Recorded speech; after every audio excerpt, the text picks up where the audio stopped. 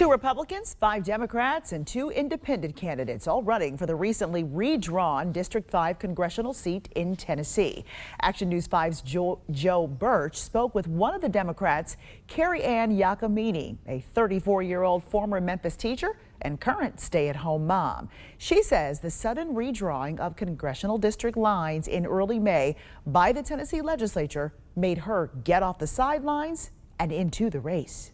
I feel that in my experience of having working in multiple parts of Memphis in vulnerable communities and then living overseas at the behest of the government, being a normal individual with the experience of being a mother and what it's like to raise a small child in a time where we're dealing with increasing inflation and the costs associated with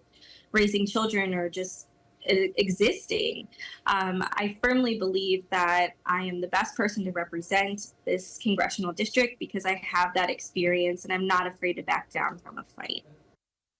Giacomini says the incumbent congressman in District 5, Republican Andy Ogles, also influenced her decision to get in the race. Ogles, a former Maury County, Tennessee mayor, is currently serving his second term in Congress representing Tennessee's 5th district, and you can see our entire interview with Ogles and his Republican opponent Charlie Hatcher, as well as our visit with Giacomini and the Democrats running in District 5 on actionnews5.com.